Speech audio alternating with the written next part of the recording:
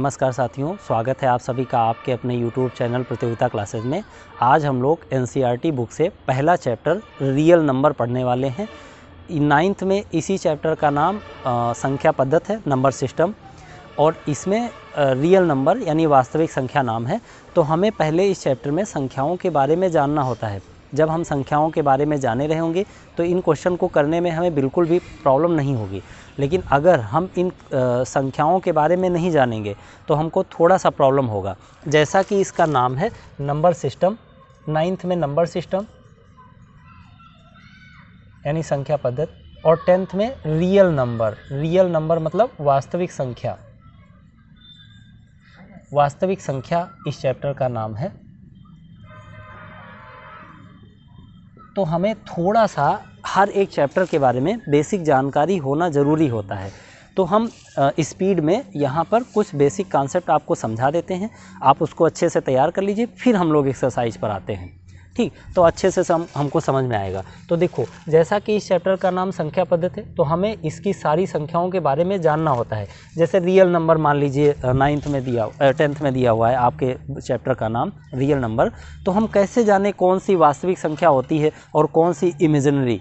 तो इन सब बातों को, और इस चैप्टर में एक ज़रूरत पड़ेगी बहुत बार, हर बार लगभग एक क्वेश्चन आ जाता है, √3 एक अपरिमेय संख्या है, सिद्ध करो, यानी prove that √3 is a irrational number. तो हमको बताना होता है, एक बार √3 आता है, अगली बार √2 आ जाता है, फिर √3 √2, यही हर बार रिपीट होता रहता है। और हर बार ये क्वेश्चन पूछे जा रहे हैं बोर्ड एग्जाम में, हमको इनको बहुत अच्छे से तैयार कर लेना है। तो पहले हम कुछ बेसिक कॉन्सेप्ट आपको समझा देते हैं। जैसे रियल नंबर में बताया जाता है सबसे पहले कि नेचुरल नंबर क्या है। नेचुरल नंबर यानी प्राकृतिक संख्या हिंदी में बोला जाता है। प्राकृतिक संख्या, इसको कैपिटल N से लिखा जाता है क्योंकि N फॉर नेचुरल नंबर। तो प्राकृतिक संख्या आपको ध्यान रखना है, 1 से लेकर अनंत तक की जो भी संख्याएं हैं वो नेचुरल नंबर में गिनी जाती हैं। फिर जस्ट इसी के बाद होल नंबर यानी पूर्ण संख्या बोला जाता है। पूर्ण संख्या होल नंबर, इसे W से लिखा जाता है। तो होल नंबर, एक संख्या की कमी हो गई यहाँ पर 0, तो 0 को भी ले आइए और 0 से अनंत तक की कह दीजिए, तो वो संख्या पूरी हो जाती है, यानी पूर्ण संख्या हमारा जवाब हो जाता है। ठीक, इसके बाद हम लोग आ जाते हैं सम संख्या यानी इवन नंबर, इवन, और एक और आ जाता है विषम संख्या यानी ऑड। तो ये क्या है सम संख्या और क्या है विषम संख्या, यानी कौन से नंबर इवन है और कौन से ऑड, इनके बारे में हमें समझना है। तो हमें ध्यान रखना है, हर वह संख्या जो 2 से डिवाइड हो जाए वो इवन यानी सम संख्या होती है, और जो 2 से डिवाइड ना हो वो विषम यानी ऑड संख्या कहलाती है। अब हमको ये ध्यान देना है कि कौन सी संख्या 2 से डिवाइड होगी और कौन सी संख्या 2 से डिवाइड नहीं होगी।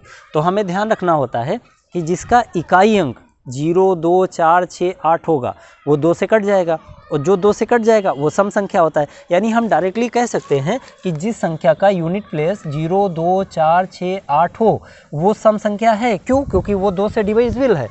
अब हम लोग ये देख लेते हैं कि विषम संख्या कैसे पहचाने। तो सुनना, जो सम नहीं है वो विषम है, यानी जिसका यूनिट प्लेस 2, 4, 6, 8 नहीं है, इसका मतलब वो 2 से डिवाइड नहीं होगी, इसका मतलब वो विषम संख्या होगी। कहने का मतलब जो 2 से डिवाइड ना हो वो विषम संख्या है। अब 2 से डिवाइड कौन नहीं होगा? जिसका इकाई अंक इनमें से कोई एक ना हो, और इनमें से कोई एक होगा तब तो वो सम संख्या है, क्योंकि वो 2 से डिविजिबल है। तो इनमें से जिसका इकाई अंक नहीं है, मतलब उसका इकाई अंक क्या हो सकता है? 1, 3, 5, 7 या 9।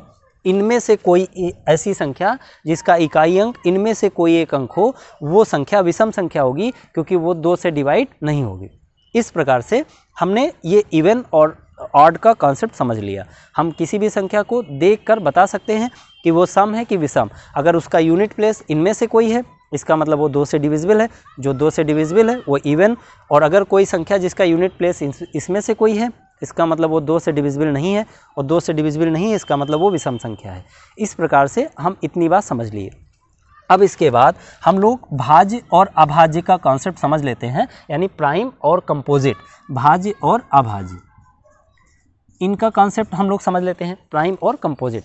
इसमें क्या होता है, इसमें हमको बहुत बारीकी से, बहुत ध्यान से कॉन्सेप्ट समझने का प्रयास करना है, क्योंकि ये वो क्वेश्चन है जब बच्चों से पूछ लिया जाता है तो 99% बच्चे गलत जवाब देते हैं। हम आपसे पूछते हैं कि आप सबसे छोटी अभाज्य संख्या कमेंट बॉक्स में लिखकर भेजिए। हम 100% दावा के साथ कह सकते हैं आपका जवाब गलत होगा। जो आपने सोच रखा है या जो आप कमेंट करने जा रहे हैं वो गलत करने जा रहे हैं। आइए हम समझते हैं कि कैसे हम इन संख्याओं को याद करें। देखिए, भाज्य संख्या कौन सी है और अभाज्य कौन सी है, उसके लिए हमें एक कॉन्सेप्ट समझना है। हर वह संख्या या दुनिया की कोई भी संख्या होगी वो स्वयं से ज़रूर कटेगी।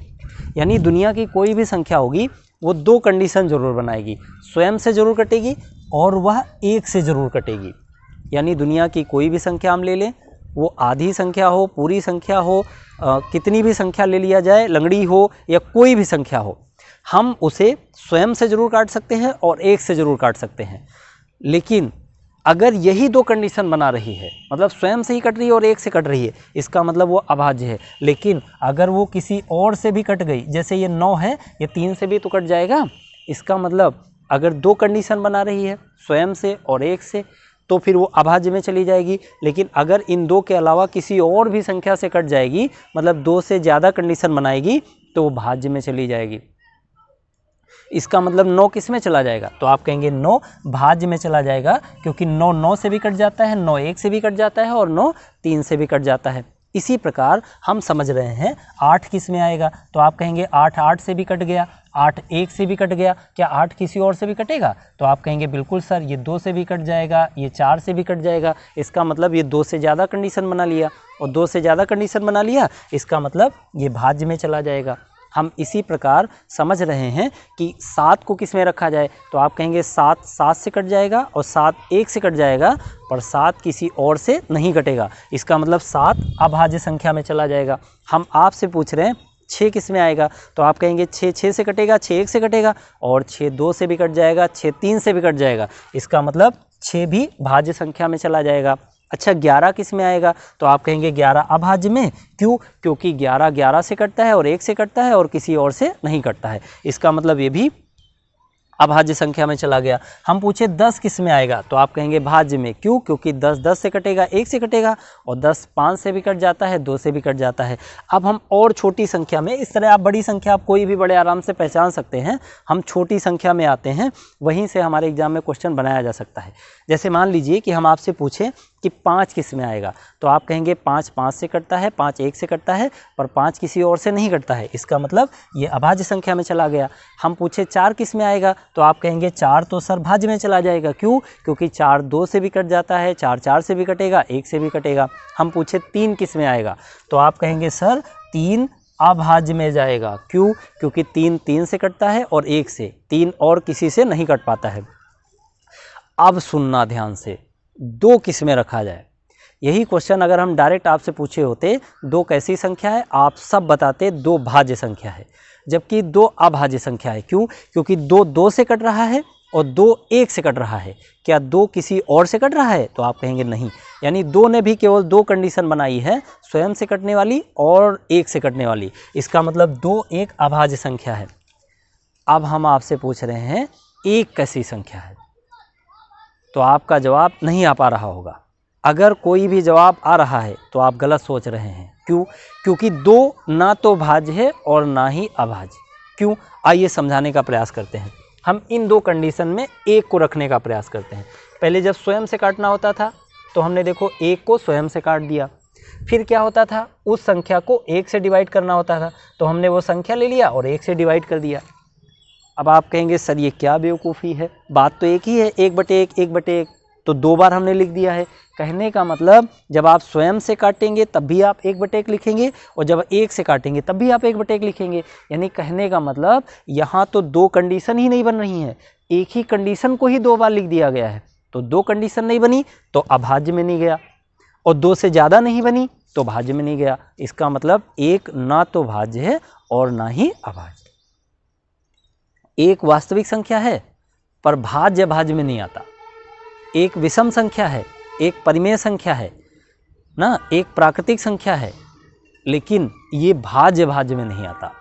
आपको इतनी बातें बड़े ध्यान से समझनी है।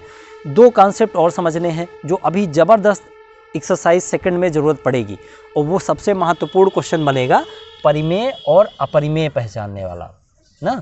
यहाँ प्रूफ करना होता है, कंपटीशन में पहचानना होता है कि कौन सी संख्या परिमेय है और कौन सी अपरिमेय, यानी रेशनल और इरेशनल। रेशनल और इरेशनल। ध्यान रखना है परिमेय संख्या वो संख्याएं होंगी जो दो कंडीशन फॉलो करेंगी। दो कंडीशन कौन सी?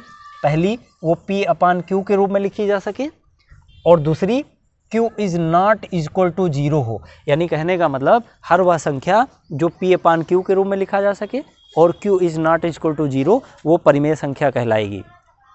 अपरिमेय में कौन आएगी? जो परिमेय नहीं है वो अपरिमेय है। खासकर हमको ध्यान रखना है जो रूट में ऐसी संख्याएं लिखी जाए जिनका हम स्क्वायर रूट ना निकाल सकें ना, ऐसी संख्या जो रूट में हम लिखें और इसका स्क्वायर रूट ना निकाल सकें। आप √2 भी ले सकते हैं। ये सब अपरिमेय संख्या है। लेकिन क्या √4 एक अपरिमेय संख्या है? तो आप कहेंगे नहीं, √4 एक परिमेय संख्या है क्योंकि इसका वर्गमूल हम 2 निकाल सकते हैं, स्क्वायर रूट निकाल सकते हैं। इसका मतलब ये हुआ कि ये सारी परिमेय संख्या हैं, अपरिमेय संख्याएं हैं, लेकिन इस प्रकार की कोई भी संख्या परिमेय नहीं है क्योंकि इसका रूट निकाला जा सकता है। तो ये भी हम समझ लिए परिमेय अपरिमेय के बारे में। ये क्वेश्चन ज़बरदस्त आते हैं प्रूफ करने वाले ना। √2 एक अपरिमेय संख्या इरेशनल नंबर है, √5 भी एक इरेशनल, √3 भी एक इरेशनल। अब हम लोग इस चैप्टर का अंतिम कॉन्सेप्ट समझने जा रहे हैं, रियल नंबर, वास्तविक संख्या। वास्तविक संख्या तब समझ पाएंगे जब हम काल्पनिक संख्या समझ पाएंगे। यानी हम पहले इमेजिनरी नंबर समझेंगे तब रियल नंबर समझेंगे। अब काल्पनिक संख्या क्या है, इमेजिनरी नंबर क्या है, तो ध्यान रखना है हर वह संख्या जिसकी हम केवल कल्पना कर सकें। जैसे आप ध्यान दीजिए, आप जानते हैं √4 की वैल्यू कितनी है, तो आप कहेंगे 2। हम कहें -√4 की वैल्यू तो आपके मन में आएगा -2, जबकि ये गलत है। कैसे? 2 का स्क्वायर करोगे तो कितना आएगा? 4।